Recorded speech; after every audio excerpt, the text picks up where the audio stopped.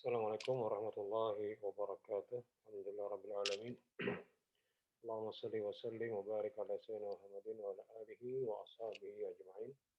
Rekan-rekan yang berbahagia, kita ucapkan dengan ucapan basmalah. Bismillahirrahmanirrahim. Semoga Allah bermanfaat dan berkah atas apa yang akan kita pelajari pada hari ini.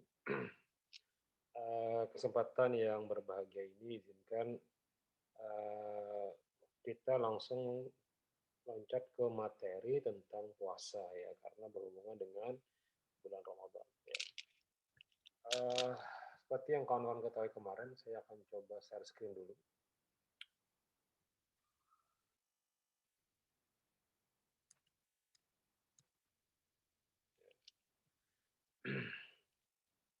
Referensi ini bisa dijadikan sebagai bahan kita tentang puasa pada bulan ini ya.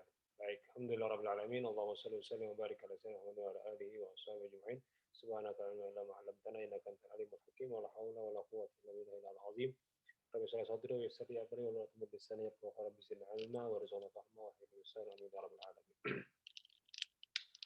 Uh, kita akan masuk ke bagian bab 2 atau puasa mengenai hal-hal yang berhubungan dengan puasa. Tapi cepat saja ya, tidak saya bahas secara detail, tapi Anda bisa membaca selanjutnya.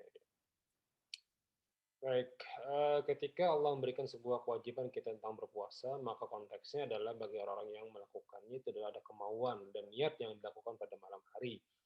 Dan bagaimana jika lupa, maka dikategorikan tidak berpuasa. Kecuali dia sudah berpuasa seperti taklidnya Imam Malik kemarin, pas di awal, dia berpuasa 1 bulan penuh. Ya. Nah, yang wajib dikerjakan puasa itu ada, pertama Ramadan, kedua nazar, ketiga adalah puasa qadaan. Sementara yang sunnah seperti yang ketahui, dan yang haram kapan? Yang haram ketika raya, kemudian hari tasyrik, bisa Idul Adha 3 hari, maaf, ya ada, kemudian puasa syak, syak ini sekitar bulan Syaban akhir, kemudian hal-hal yang berhubungan dengan 1 hari sebelum Syaban juga dikategorikan hari syak ya. Maka tidak boleh lagi berpuasa. Nah, bisa jadi catatan bahwa puasa sunnah yang dilakukan istri tanpa izin suami hukumnya haram. Jadi bisa jadi ketika istri ingin melakukan ibadah puasa, dia tidak boleh melakukannya kecuali atas izin suaminya. Ya. Syarat wajib puasa, Islam balik berakal, kemudian mampu berpuasa. Jadi kalau orangnya itu sakit, dia tidak bisa berpuasa, tidak apa-apa, dia bisa mengqadha di hari lain. Jika sakit dia tidak mungkin lagi sembuh, artinya orang sudah tua renta, silakan dia bayar fidyah kepada orang miskin. Ya. Satu hal, satu orang miskin. Ya. Pekerja berat dan yang lain sebagainya juga bisa dikategorikan tidak mampu berpuasa, tapi dia wajib mengqadha. Ya. Kemudian tidak haid dan tidak nifas dan bukan musafir. Artinya boleh saja dia melakukan puasa. Jika dia musafir bagaimana? Boleh aja tidak berpuasa. Ya. Nah, bagi anak kecil yang sifatnya masih belum balik dan berakal, dilatih saja. Sampai usia 10 tahun, silahkan melatih sampai dia sudah balik dan berakal. Melatih artinya hari ini mungkin sampai jam 10 pagi, besok jam 11, besok jam 12, seterusnya. Ya. Nah, kalau orang yang musafir ingin melakukan batal puasa, dia boleh. Tapi syaratnya dia bepergian sebelum fajar. Kemudian jarak tempuhnya 82 km minimalnya. Ya dari sini sampai Kandangan lah, dari Banjarmasin sampai Kandangan. Tujuannya adalah mubah bukan karena maksiat. Ya, maka konteksnya dia boleh meninggalkan puasa meskipun dia mampu, tapi berangkatnya sini. Nah, berpergian melakukan sebelum fajar. Tapi jika dia berpergian tengah hari, ini konteks masuk di sini. Bila dia sudah kada mampu lagi, wajib berbuka. Tapi kalau ingin batal dari awal, silakan dari sini. Tapi harus berangkat sebelum masuk subuh. Ya.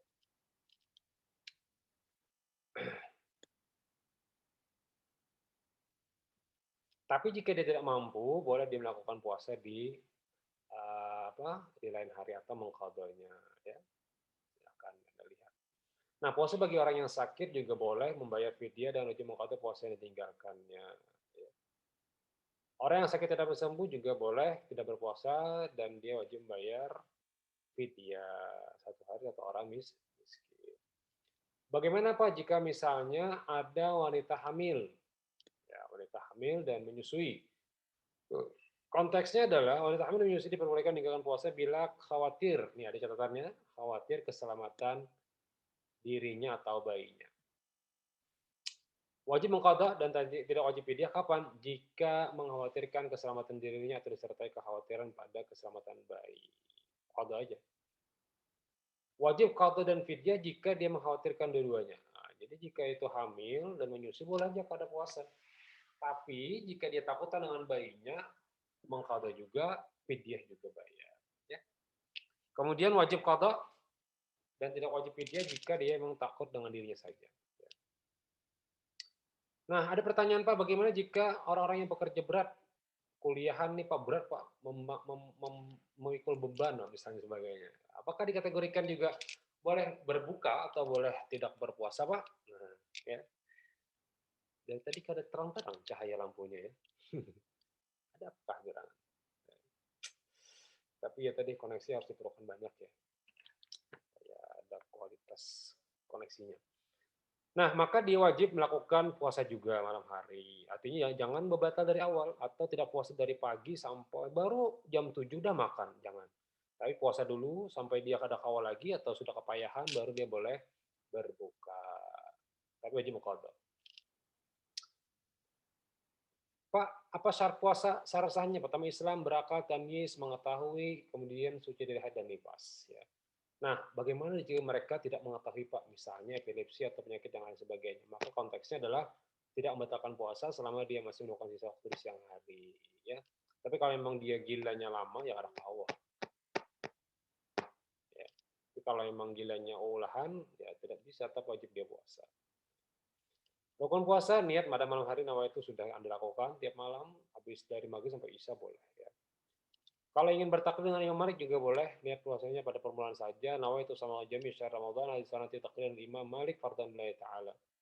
Boleh dia melakukan taklid kepada Imam Malik, tapi ya bukan berarti bahwa tiap malam tidak melakukan niat juga. Artinya kalau lupa saja. Riwayatnya mana ini dalilnya nih? Kalau ditakuni, kenapa mengikuti dengan pendapat Imam Malik nomor 26, ada Sabilal Huda, ada kitabnya, nomor 51 ya.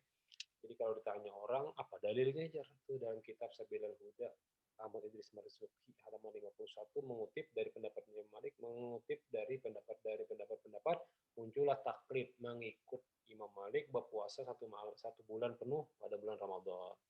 Tapi kalau misalnya pian pun malam terbesit ingin puasa, ya sudah sah, karena niatnya adalah terbesit tadi. Ya. Niat bagaimana Pak? Dipikir-pikir dulu, apakah ada niat ingin puasa? Bila ada sah saja. Tapi kalau tidak sama sekali ya jaga-jaganya dengan taat Imam Malik tadi. Ya. Hal yang membatalkan puasa masuk aja, selesai ke rongga badan. Ya. Kalau dicucuk pun Pak, kada masuk berarti itu. Ya. Kalau dicucuk kalau seperti suntik, sebagainya. Tapi kalau suntiknya vitamin, infus yang menyehatkan juga batal karena membuat kita menjadi sehat kembali atau menjadi sebagai fit lagi. Yang kedua, sengaja muntah, digoyang-goyang, muntah, batal juga. Jadi jangan main-main dengan muntah-muntah ini ya. Jadi misalnya Anda duduk-duduk mainin tenggorokan akhirnya muntah, batal. Ya. Kemudian berhubungan juga batal, kemudian sperma keluar juga batal. Masa-masa sekarang itu jangan lagi hindari hal-hal yang demikian karena jadi kebiasaan dan akhirnya menjadi sebuah penyakit, ya, penyakit kehandakan terus. Nomor 5, gila. Yang keenam, mabuk. Santai aja bang, gilanya Pak. Iya, santai. Yang keenam, mabuk, pingsan, dan sebagainya. Murtad, haid, nifas, dan melahirkan. Jadi tiba-tiba hendak bukaan, pas keluar darah haid, tetap batal. Catat, ingatkan bahwa saya punya hutang bulan puasa 1 hari. Konsekuensi imsak bagi yang membatalkan puasa. Bagaimana dengan dia tidak lupa, dia sengaja, tidak puasa, sebagainya, dan sebagainya. Ya. Fidyah bagi orang mati. Dalam fikih Syafi'i orang mati yang meninggalkan hutang puasa dibagi menjadi 2. Pertama, orang yang tidak wajib fidyah yaitu orang yang meninggalkan puasa karena uzur dan dia sengaja meninggalkan kesempatan mengqadha. Ada cuma karena kawa, tapi nya ada hendak mengqadha, itu kada wajib fidyah. Sementara orangnya sakit belanja sampai mati tidak ada kewajiban bagi ahli waris perihal puasa meninggalkan baik berupa fidyah ataupun puasa. Kedua, orang yang wajib fidyah adalah orang yang meninggalkan puasa tanpa uzur. Tanpa uzur Atau karena uzur, ada uzur, namun dia menemukan waktu yang mungkin untuk mengqadha puasa. Ada, hendak berpuasa, sakanya kan sempat puasa. Menurut kaul jadi Imam Syafi'i bahwa wajib bagi ahli waris mengeluarkan fidya untuk mayat sebesar 1 mud makanan untuk setiap hari puasa yang ditinggalkan. Jadi misalnya ada yang haid 5 hari, kemudian dia aku kena anak puasa kena di bulan Sya'ban atau Syawal kena atau Muharram kena, ternyata kada sempat, maka diamanahi kepada ahli waris untuk membayar fidyahnya 5 hari, ini 5 mud sekitar, kalau 1 mud itu sekitar berapa sekarang? 3 liter itu sekitar 30.000, anggaplah 50.000 lah. 50.000 sehari berarti 5 hari sekitar 250.000 dikeluarkan per harinya, jangan langsung habis, tapi per hari ya. Pertanyaan pertama untuk resumen hari ini. Tidak diresum. Saya hari tidak minta meresum, tapi Anda harinya menjawab pertanyaan yang saya kirim lewat YouTube ini. Ya. Pertanyaan pertama adalah, bagaimana fidyah orang yang sakit tidak ada harapan untuk sembuh? Bagaimana fidyah orang yang sakit yang tidak ada harapan untuk sembuh? Yang kedua, apakah seorang ahli waris boleh mengqadhakan nazar atau qadha atau ketinggalan puasa dari orang tuanya? Silakan Anda jawab 2 pertanyaan itu di resumen Anda. Jadi tidak dalam resum, tapi resumennya dalam bentuk pertanyaan. Pelajari buku ini. Baik, kita lanjutkan ke part kedua.